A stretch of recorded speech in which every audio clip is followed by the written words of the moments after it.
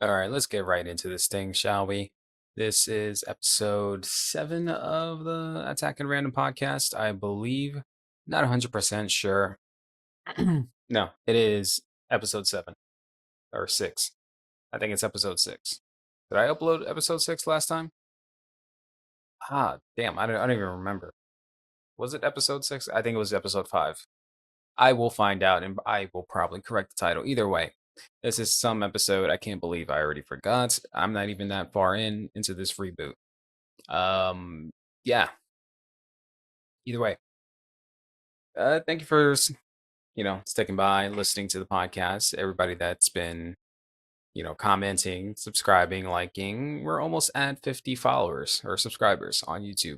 I know it's not a lot, but it's more than what I started with, even before. So keep hitting like, subscribe, sharing the podcast, letting everybody know about it. And yeah, let's get right into it because it's been a very interesting week. So, a couple things has happened over the course of this week. One in particular that I wanted to talk about because I thought it was both hilarious and interesting at the same time. I shared this with some friends. I shared this with coworkers as well. No, I lied. I didn't share it with coworkers. I did share it with some friends just to get their thought about this. And this first story, it's coming from somewhere we didn't really expect. You know, I'm losing my train of thought because sometimes things happen, whether it be from the comfort of our own homes, and sometimes things happen in the middle of the ocean. For this first story, imagine you're a Navy chief on a warship, sailing across the seas, executing top secret missions, but something's missing. And it's not tactical support or military grade equipment. Nah, it's none of that. It's something a little bit more relatable. And that something is high speed internet, high speed Wi Fi.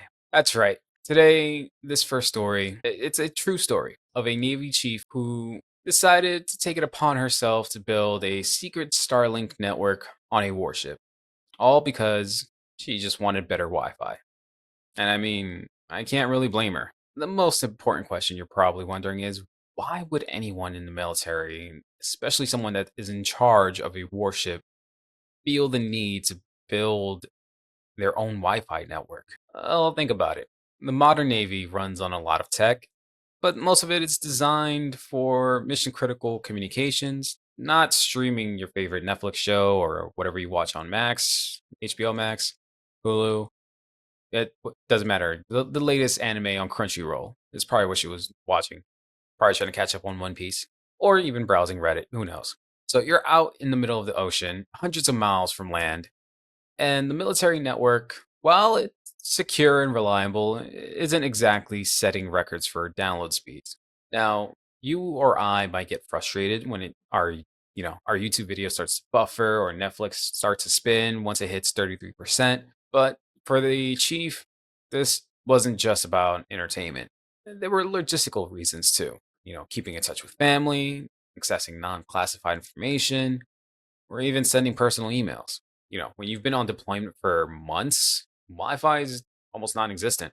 Well, it's not non-existent, but it's hard to get good, reliable Wi-Fi, especially when you're out in the middle of the ocean. So the Navy chief thought, why not take matters into my own hands? And that's where the story begins. Enter Starlink, the satellite internet service from SpaceX, the love child of Elon Musk. Well, the second love child. The first one would probably be Tesla or maybe PayPal. I don't remember if he helped start up PayPal or if he just kind of took it over. Either way, Starlink is Elon Musk's baby. Now, Starlink was originally designed for civilians, people in remote or rural areas. God damn it, man, I can't fucking speak. So these people who don't have access to high-speed internet through traditional means, you can't call up Comcast, you can't hit up Verizon or anything like that. So you need satellite internet. So it uses a network of low orbit satellites to beam down internet pretty much anywhere on Earth, whether you're in the middle of a desert or in this case, the middle of the ocean. Starlink can get you connected. So the chief realized something. Why limit Starlink to people with farms and mountaintop cabins. If it works for a rancher out in Montana who's just trying to stream the latest Post Malone out, surely it can handle a nuclear powered warship. Are they nuclear powered? I don't know. I'm gonna say that nuclear powered because it's the military. They probably are. I don't know. I should probably refer to my friends who've actually been on some of these warships and or stepbrother. The chief decided, let's put this bad boy on the warship. Make this a mobile hotspot in the middle of the ocean. And let's be honest, Starlink's potential has not gone untouched by the military either. There's probably already discussions about integrating it into the military operations because of its global coverage and speed. But this chief wasn't about to wait for the bureaucracy to catch up. She took matters into her own hands. She took a very civilian tool and plugged it right into the most sophisticated naval vessel in the world. Talk about being a trailblazer. So here's where things get a little more interesting. Setting up a Starlink network on a warship wasn't as complicated as you might think. It's not like she needed a team of IT experts or a bunch of engineers to make this happen. Starlink is, by design, plug and play. It's supposed to be easy enough for anybody to set up, even if you've never held a wrench in your life. But here's the kicker: the chief didn't exactly ask for permission. This wasn't some official sanctioned project. Nah, she just kind of did it because she thought she could. So, according to reports, she kept the Starlink equipment hidden away in her private quarters, possibly behind a stack of operational files labeled classified do not touch. That's the best way to keep eyes away from it. And whenever she just needed better or faster Wi Fi, she just quietly fired up the network. Think about it: a whole warship packed with the latest military tech, fighter jets, and a full crew. And there's a secret Starlink network buzzing away in the background. No one was the wiser at first. Some crew members even said that they noticed their smartphones randomly getting great signal out of nowhere. Imagine their confusion. They're on this ship in the middle of the ocean, hundreds of miles from land, and suddenly they've got faster internet than they do back home. Suspicious? Maybe. Convenient? Definitely. How did the Navy react once they discovered their warship was now unofficially a high tech floating Wi Fi hotspot? Well, let's just say they weren't exactly thrilled about it. This wasn't the kind of out of the box thinking that they usually encourage. Military officials were quick to point out that unauthorized networks, especially one like Starlink, could pose a security risk. Even though Starlink is secure for civilian use, it's not built to handle the kind of classified information that the military deals with. Mixing civilian tech with military hardware is a bit like putting a turbocharger on a lawnmower. It's not exactly built for that, but it will make it so much more fun to cut the grass. In their official statement, the Navy made it clear that setting up an unsanctioned network on a warship compromises the integrity of secure military communications. But the chief's network didn't touch the classified side of things. Still, can imagine all the raised eyebrows at the Pentagon when they learned a warship was piggybacking off of Elon Musk's satellites. Man, I cannot speak today. But it does raise an interesting point. What this Navy chief did wasn't just about setting up Wi-Fi for convenience. She demonstrated the potential for satellite networks like Starlink to be integrated into environments where traditional internet infrastructure just doesn't work. Whether she realized it or not, she might have given the military a glimpse into the future of communications. Maybe Starlink or something like it will be part of the next generation of military tech. That was something that really caught my interest, and I was like, man, that's one way to use Starlink. So maybe she'll get in trouble, maybe she won't, but one thing's for sure, she's a bit of a legend now, both on her ship and on the internet. So the next time you complain about slow Wi-Fi in your office or at home, just remember, there's a Navy chief out there probably still streaming Netflix on the high seas, laughing at your buffering issues. And speaking on the government and what they have going on, so this other story that recently came across my timeline feed. In case you missed it, the US Court of Appeals just upheld a decision against the Internet Archive. And you're probably asking what they're doing. Well, let's just say that they were being a little too generous with their book lending. I'm talking a full on library of the future type of vibes, but with, questionable legality. You know what I mean. Let's kind of start with the basics here. The Internet Archive claimed that their book scanning program was like this amazing digital library for the people, a place where anyone could access books that might be out of print or just too expensive for them.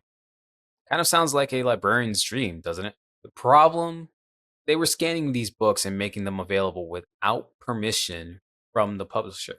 So imagine walking into a bookstore, buying one copy of a book, then scanning it and lending it out to all your friends forever. That's what the publisher were basically upset about.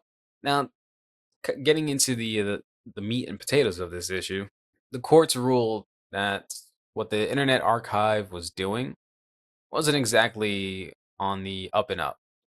According to them, scanning books and making them widely available without permission was, shocker, illegal.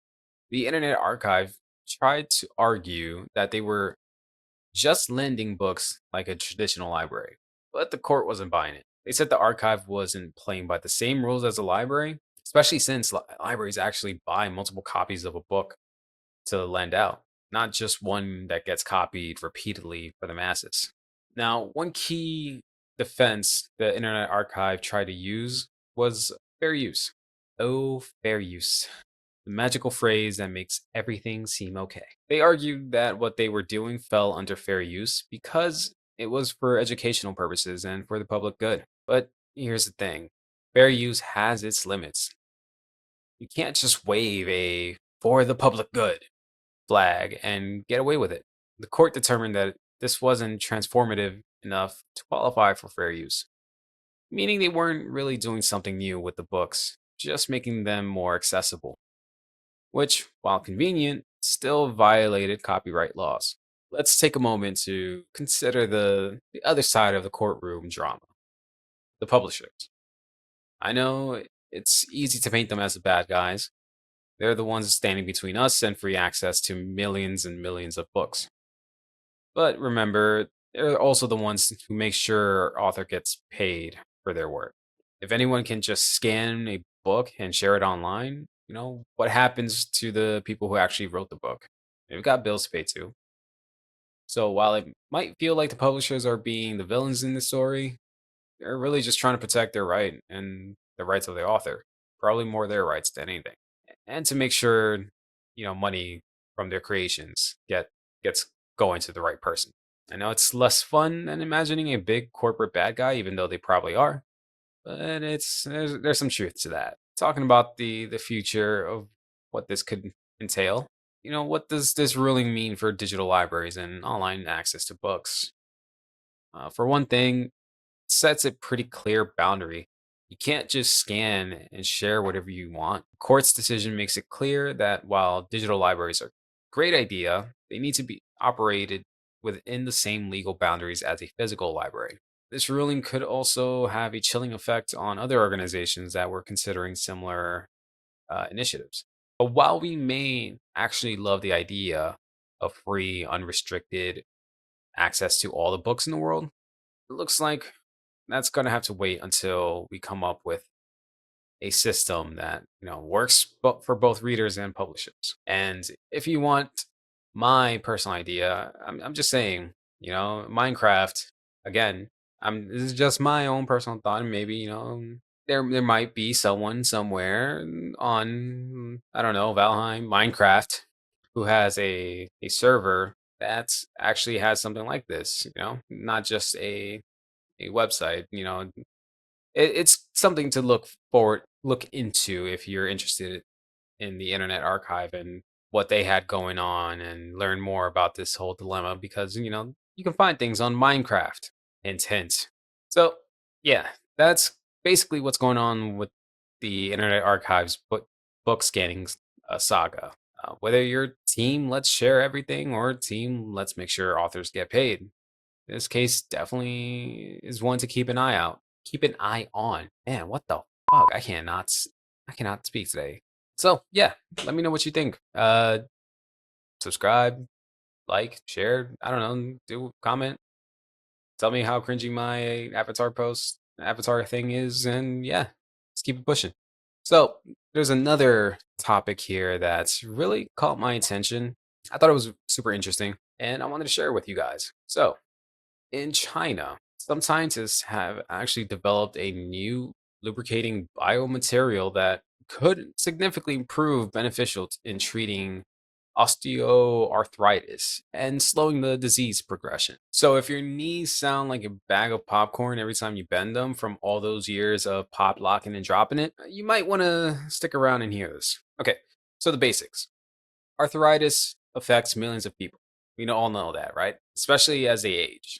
So you've got you got your cartilage, the cushion that's in your joints. It breaks down over time and it leads to pain and stiffness. That's basic common science biology. We learned this back in high school. Well, most of us did. If not, you can look up a YouTube video about it. Most treatments up to now is just basically painkillers, steroids, or in extreme cases, surgery. None of them address the root issue of the problem, the loss of that crucial cushion that's in your joints. But guess what? These scientists over in China, they've developed a hydrogel that may finally be able to slow down the progression of this disease. Pretty exciting.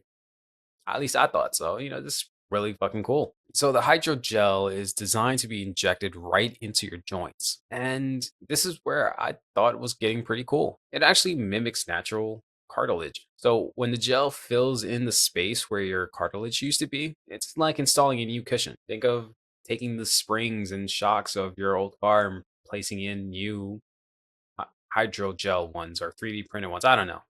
That's the best way I can describe it, or give you a visual reference of what's happening. So there's no more bone on bone grinding, no more popping noises. And it doesn't sound like your bones or joints are making a popping symphony of the 18th or 19th, but whenever Beethoven was alive.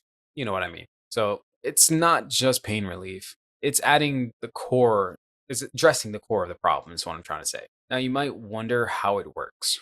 It's not your typical, quick fix. This hydrogel stays inside of the joint for a long period of time, which means it offers extended protection and could slow the overall deterioration of the joint and stuff. The idea is to delay the need for invasive surgeries like joint replacements for as long as possible. Imagine getting extra years of activity without going under the knife, especially for a lot of people. Surgery is super expensive. And, these hospitals, they be charging goddamn arm and a leg. If you have something that will prolong this, why not do it? I don't know the exact cost of this or if it's even going to be available to the public just yet. It might still need to go under crucial, scrutiny, really extensive testing is what I'm trying to say. Anemone. Let's see, anemone. Yeah, with it prolonging the need for surgery, it's going to help a lot of people if this does get pushed out to the public. And another major perk is that it's minimally invasive. So the hydrogel is injected directly into the affected joint. So there's no lengthy recovery time like there would be if you actually got the surgery. You're in and out, and soon enough, you'll be back on your feet. You're gonna be in and out like if you were going through a in and out burger restaurant. I don't know. Pick your favorite metaphor, simile, or something for that. Damn, can't do everything for you. And I mean, who wouldn't prefer a quick injection over surgery if it offers similar results? So the science behind it, hydrogels are basically networks of water-filled polymers. And this particular one was engineered to be highly biocompatible, meaning it works well with your body's natural tissues. It moves like your cartilage, acts like your cartilage, and sticks around for a long time without causing any reactions. In other words, your body's not going to freak the fuck out or reject it causing a lot more pain and possibly loss of limb. I don't know. I'm not a doctor. So don't listen to any advice that I give you in terms of medical. I am not a doctor. I'm not even giving you medical advice. I'm just rambling right now. You're listening to a podcast where I'm just giving you really cool tech information and nerd related information. Just take it. Just listen to it. Listen to the podcast, comment, and everything will be fine.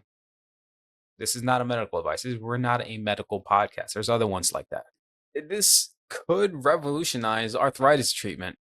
The current standard treatment options, they don't actually stop arthritis. They just help manage the symptoms. And for a lot of insurance companies and hospitals, that's probably what they want.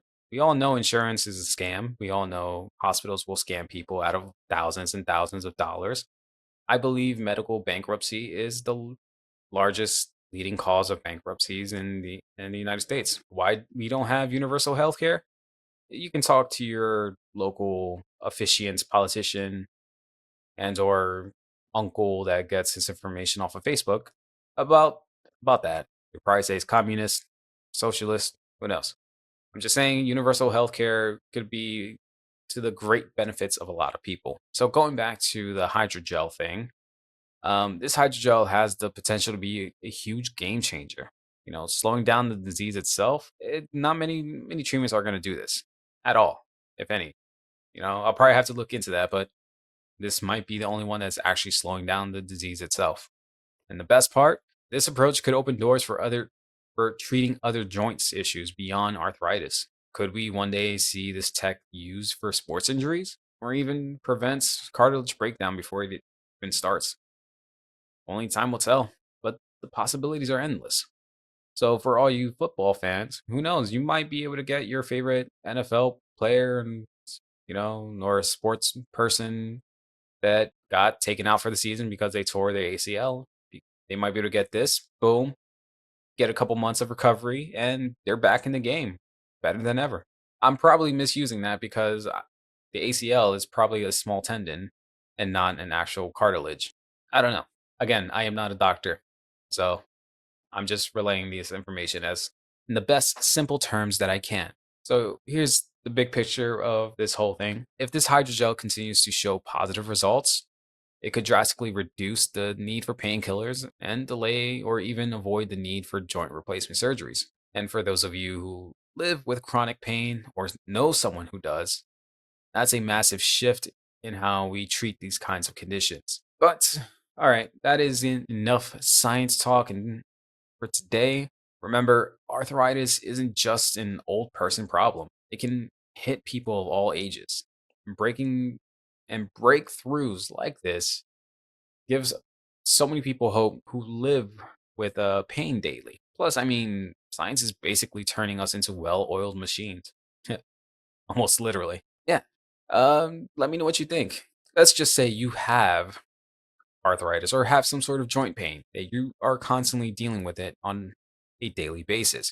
You're in so much pain, you cannot tolerate it, and you will not get surgery because you're going to be spending over $80,000 on a whole joint replacement. If they offered you this as a secondary option at a much less, I guess, price, would you take this? Is this something that is of interest to you or possibly an interest to someone you know? Comment down below. Let me know what you guys think. And yeah, and that is all for the tech news side of things. There is a couple things that I wanted to talk about in terms of gaming news because we are a nerd podcast, so we had to throw in some gaming stuff in there. One of the things that recently just came across my timeline is there's some rumors going around of GTA 6 and this might come as a shock to many people or maybe not, but these rumors are stating that GTA 6 has been delayed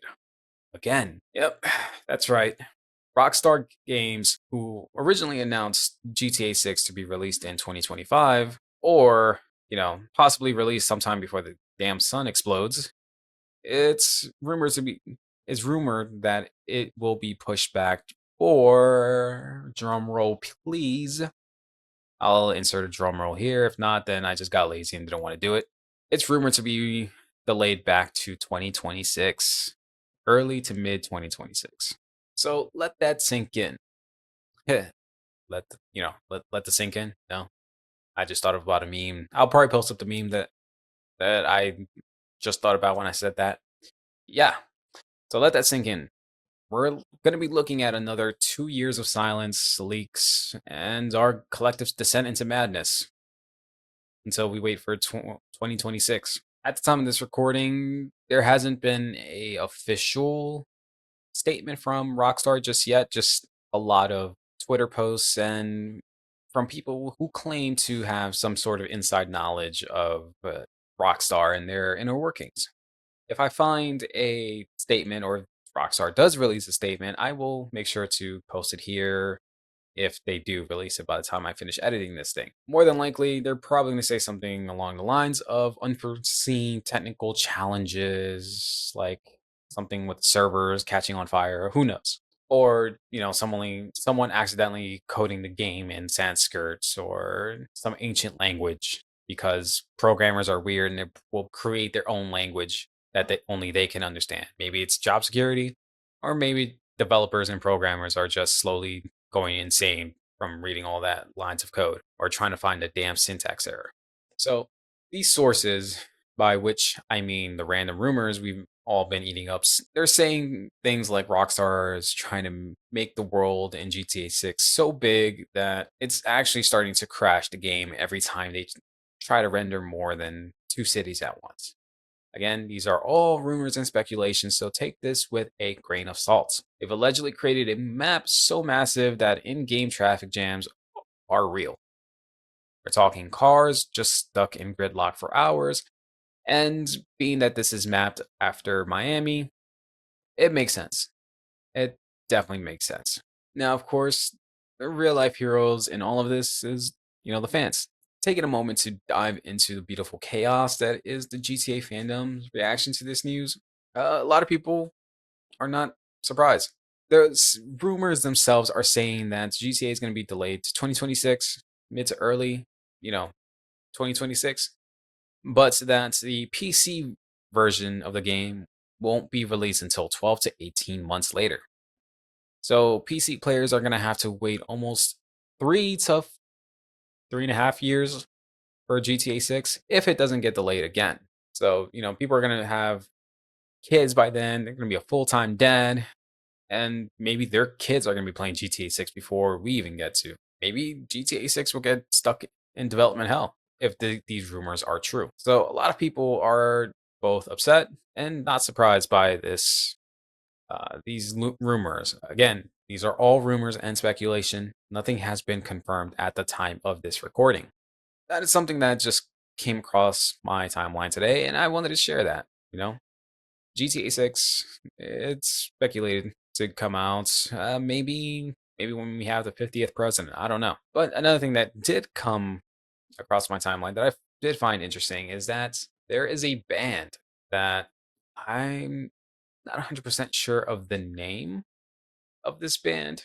Yeah, I'm not sure the exact name of this band, but according to some, Twitter posts out there, again, these are all, well, this portion, I'm not sure how, I believe it's legitimate, not entirely sure. I still don't even know the name of the band.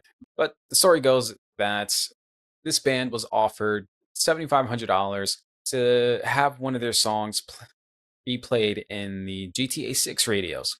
The band themselves said, fuck off because you made over like $8.6 billion gross, not profit, but gross for GTA 5 and GTA Online and stuff. So, the band wanted more money and they were only offered, according to this person, they were only offered $7,500 for their song. I think the song was titled Temptations. So, you know, the dude said, fuck off. There was a recent update that said that the band was offered just around, I believe, 22.5K, not the $7,500 that was initially stated. So the original tweet didn't disclose the facts, but the artist made a counter offer for 75K. So there was a whole lot of legal drama in regards to that, or not legal drama, but a lot of back and forth in terms of that. But I kind of see where the band is trying to come from. This, I guess, in the emails that were sent to this band, they were initially stating that Rockstar wanted to have the exclusive studio rights, and the band would not be getting royalties from it. And with a big of a game that is GTA, the band probably felt that they were going to lose a good bit of money. And so they told Rockstar they can go off. So I can understand that. A lot of people online have been saying that this band just kind of fumbled the bag because of the fact that most people that listen to these GTA radios discover, some of these bands. Some of these bands probably didn't have a huge fan base until they have their songs played on GTA and people discover them while they're driving around murdering random people and or ladies of the night, if you know what I mean. So yeah, that is just kind of the whole spiel that is happening with GTA at the moment. Again, these are all rumors and speculations. So who knows? Maybe Rockstar will come out and say that these rumors are false and GTA will come out in the next 30 years. Or it might come out next week and surprise, surprise, you have a Christmas game coming out. Anyways, and the last thing that I want to talk about before I get off of here and go do what I got to do is a game that technically hasn't been fully released at the time of this recording. I've been playing the early access. Yes, I spent money to play this game on early access. The game is going to drop on September 9th, but if you got the higher tier editions of this game, you could play it back on Thursday of last week of September, what, 7th, 8th? No, today's the 8th. September 5th. September 5th is what I'm trying to say. So, this game that I'm talking about is, of course, Warhammer 40K Space Marine 2. It's the sequel to, I believe, the 2011 version of the game that came out back on Xbox 360, PlayStation 3. Either way, this game is insanely fun. And I want to just go ahead and go into like a little deep dive into Space Marine 2. And it's a game that asks, what if you could solve all your problems with a chainsword? Again. So, talking about what makes this game tick, Space Marine 2 follows the adventures of Captain Titus, the Emperor's favorite action figure. He's back and more jacked than ever, with a lot more modifications. Seriously, this guy's diet's probably just protein shakes and bolter shells for breakfast. The game delivers exactly what it promises. Endless waves of Tyranids, skull crushing melee combat, and the subtlety of a Rhino tank driving through a glass window that is filled with a bunch of ants. Story wise, Captain Titus returns from his mysterious absence. I'm not going to give any sort of spoilers in regards to the story. So, if you want to find out the story, I'm pretty sure there's somebody that got the early access and beat the games within like 2 hours or so. Go find the YouTube video on it, or even Moist Critical. He's Penguin Zero, Charlie, however you want to say. He's probably streaming it right now as we speak. So yeah, and Captain Titus is back. What we do know is that the galaxy is in danger again. And I say again because, it's Warhammer. Galaxy is always in danger. But this time around, the big baddies are the Tyranids. They're a swarm of giant, angry space bugs. So if you've never heard of Warhammer 40K, then the best way I can describe it is if you're the other type of nerd that has heard of Star Troopers, it's like that. Think of Star Troopers, but with even fewer human rights violations. So your mission is to smash all the Tyranids. Smash them all for the Emperor. Now, if you love the first Space Marine and thought this needs more bug squishing and more testosterone and more gritty, strong, fierce soldiers, Space Marines, then man, you're going to be in for a treat in this game. So the gameplay loop is pretty simple. You shoot, you hack, shoot some more, you rip off some Tyranids' heads, and to finish it all off, you kill some more Tyranids with a stylish chainsword style execution. And those executions, honestly, they're chef kiss. They are brutal, they are graphic, and there's nothing like ripping a Tyranid in half to really start your day off right. It's a workout and a therapy session. And speaking of the battles, games AI is It's just the best way I can say it's dedicated. Tyranids, they're relentless. They'll rush at you like it's Black Friday and you're the last high definition flat screen TV that's on sale for $50. But your squad mates, sometimes sometimes I just wonder if they've even read the Codex of Stars. They just kind of stand there like, "Hey, Captain, you're doing great.